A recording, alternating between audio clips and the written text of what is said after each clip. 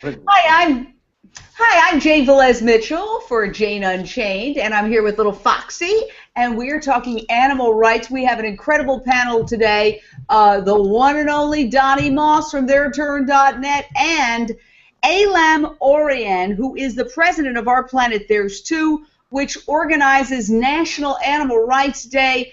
Aylam, this coming up is the fifth National Animal Rights Day demonstration street theater in 8 cities in 2 countries, the United States and Canada. Tell us about this amazing, amazing event. Thank you.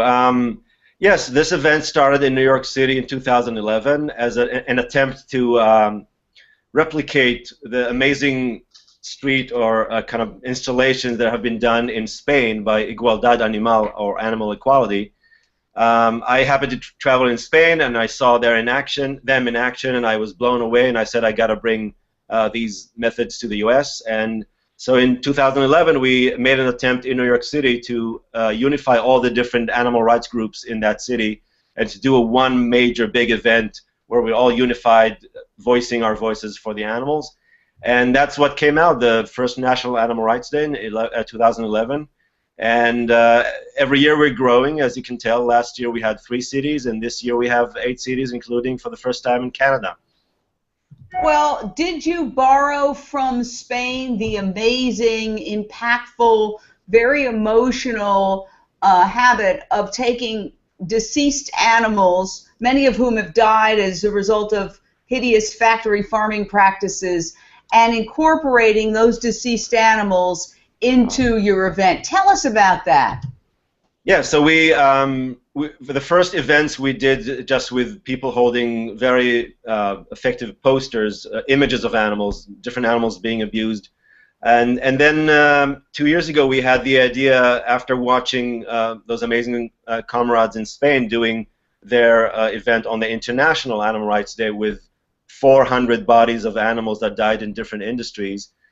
We decided to try to do it in the U.S. I mean, this is a very different culture here and mentality, and also the laws are very different. But we said, let's give it a try and see if we can do it, legally and pass it, make it pass. And we managed to find out that it is doable and legal and everything is okay. And we just set out to try to achieve it, and we were successful. So yes, we borrowed the kind of formation that they use in Spain. We borrowed the kind of the outfits they wear, which is kind of a white kind of lab, very kind of weird white coveralls that kind of give it very weird but also kind of menacing look. And then we managed to get the bodies of deceased animals from different places, and we did it 2 years ago and last year and this year for the 3rd year. So, first of all, obviously no animals were harmed to do the demonstration. Indeed, these are people who want to rescue animals from harm, and are taking animals that have been left on dead piles at factory farms, that have been abused in various situations and unfortunately have died as a result, and taking those carcasses and using them as an example of the, for example, 9 billion animals in the United States killed for food every year in factory farm, institutionalized cruelty, factory farms, including the slaughterhouses, and more than 100 million animals killed in laboratories, used in laboratories, I should say. More than 100 million animals used in laboratories in the United States every year. So what I find absolutely fascinating, Donnie Moss of TheirTurn.net, is that people, when they see this kind of demonstration, instead of saying, oh, how horrible that these animals are being abused and killed, and what a wonderful demonstration,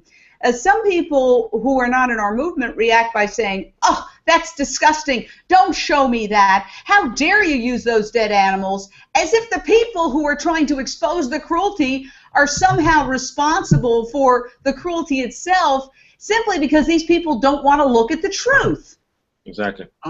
Then again, there are some people, Jane, who will see this very provocative display and question what's happening. And of course, we want to reach everybody, but if using these dead animals is what it takes to get the attention of people who are open-minded, then it's a great tactic. One of the challenges we all face as activists is getting mainstream media to cover what, if it was any other issue, they would be there in droves because it's such a provocative and emotional public demonstration. But so, Aylam, I'd be curious to hear from you if you've been successful at getting mainstream media to cover any of these events and what the other impacts have been of the National Animal Rights Day events.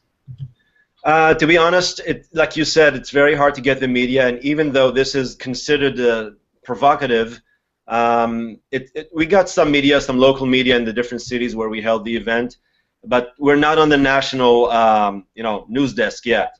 And this year we're working with a PR professional that is helping to do just that, since we have 8 cities. So we're keeping our fingers crossed that we might get some attention.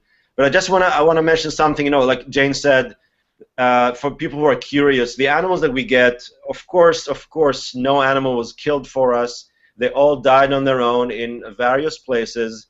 They died from heat or exhaustion or old age. Some of them were, euthanized by vets on the request of their owners, and they were given to us. So all these animals died on their own. But aren't there many from factory farms? I mean, I saw a woman cradling a pig, a young pig. This is an animal that often, by the millions, is brutalized and killed on factory farms. Yeah.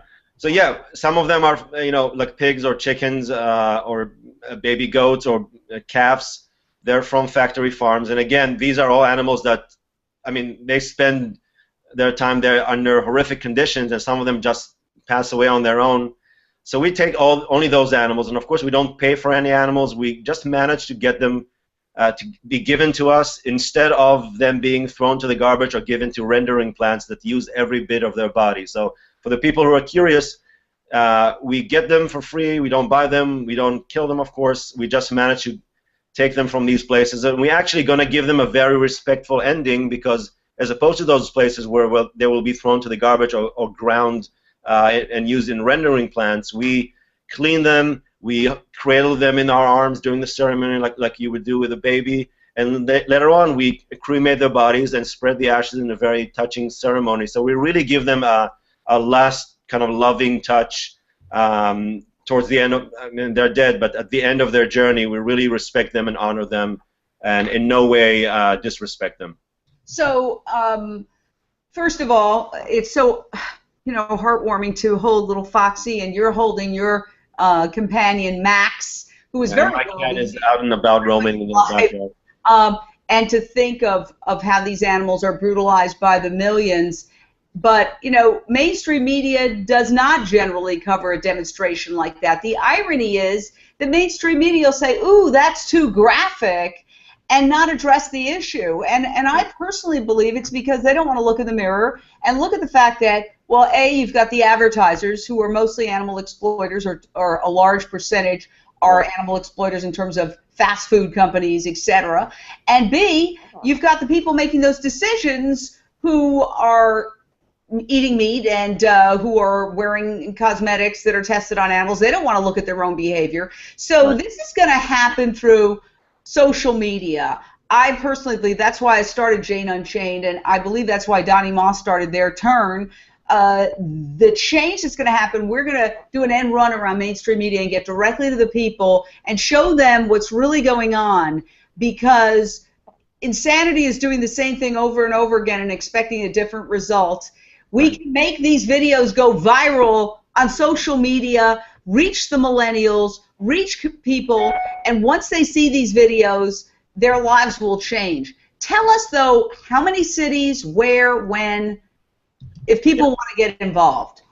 Yeah, so before I do that, just to to answer what you just said and Donnie's, like you said, regular media is not yet hopping on the wagon, but social media is where it's happening, and the impact, like Donnie asked, is on people on the ground. So last year we had 3 cities. This year people approached us and from Canada, hey, how can we bring this to our city?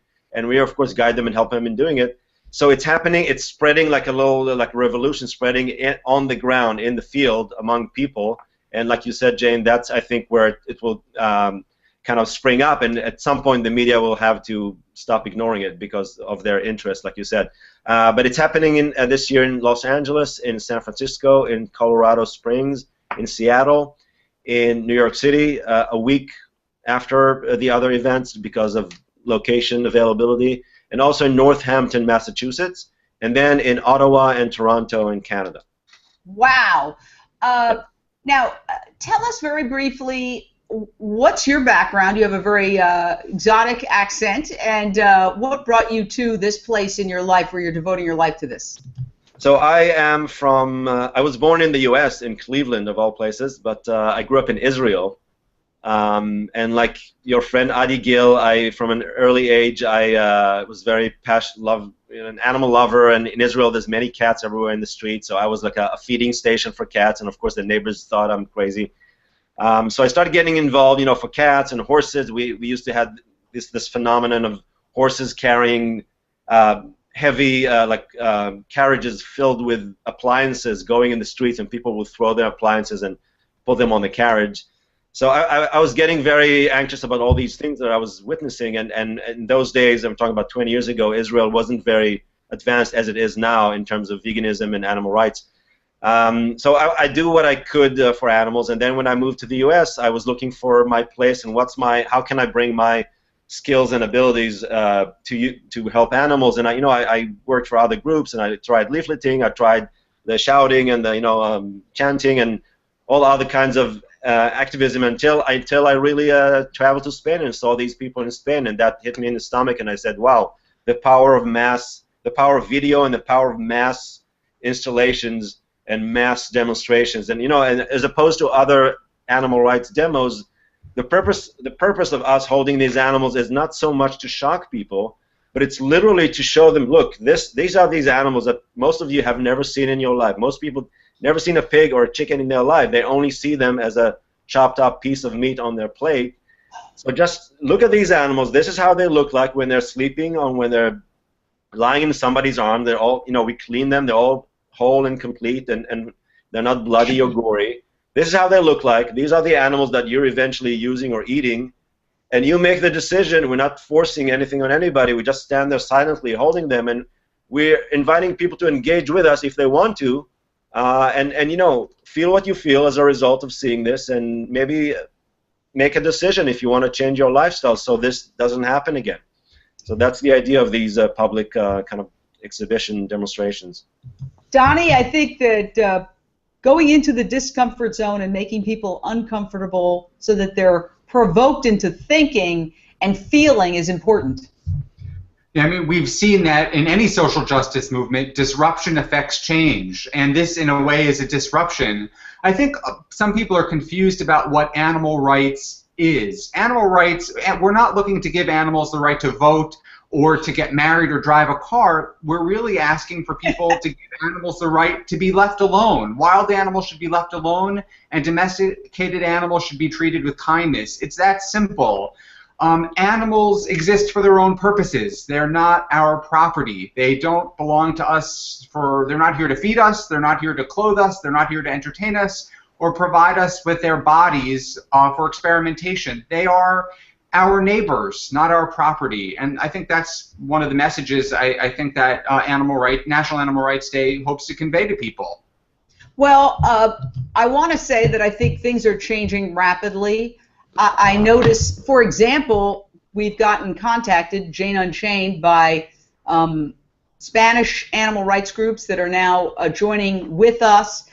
There's huge animal rights movement, not only in Spain, but all across Latin America. And we've added an Espanol category to the website, and it's happening everywhere. Israel, Europe, all over Latin America. We are coming together as a force, and I do believe that social media and the internet's where it's going to happen, not mainstream media. As we wrap up, Aylam, tell us some of the reactions that you've observed from people and how they've been changed who have observed your demonstrations at National Animal Rights Day. Yeah, so first of all, the reaction is among our community. Again, like I said, it's spreading. People want to take it on, bring it to their city. So I definitely see a strong reaction. It's really spreading like fire in a field. And we are joining Europe and Israel and other countries that are doing, kind of these public major, like people getting out of their chairs and behind their computer screen and taking the activism to the streets and doing these public big events. Then the other effect is, we literally, these events veganize people. And, for people who don't know or don't like the term vegan, people see these installations, and they make the connection, and they think, and they get very emotional. It touches them deep in their hearts, and they go to us. And the second part of the day after this opening ceremony is exactly meant for that. We have info booths and free vegan food and speakers and entertainers that are showing these people, okay, you want to make some changes in your life, you want to stop being part of the machine that abuses and kills these animals, this is how you can do it. So part of it is as adopting a vegan or a plant-based lifestyle. So transitioning to eating food that doesn't include animal parts or animal secretions or anything from animals. It's not using clothes or that are using animals' skins. It's not using cosmetics or household products that include animal parts or have been tested on animals.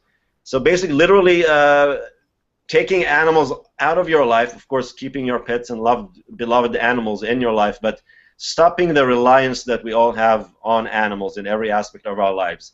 And people make the change. People go vegan. People make all these changes. People want to learn. So I definitely see the impact of these events. Well, I want to thank you. You are another one of my heroes for taking your intelligence and your worldliness and applying it to this incredible cause. National Animal Rights Day. I'm very honored to be speaking June 7th at Union Square. I believe I'll be speaking at 1:30 Eastern, June 7th at Union Square, and this is happening then in Los Angeles on May 30th, right? This coming Saturday. So please. So this Saturday in all the cities except New York and Northampton, which will be a week later. So it's this Saturday coming up everywhere, and then in New York it's June 7th. I wish you the best, and I think together we're going to make this change. So Donnie and Max, always a great pleasure to see you, and signing off for now. Thank you.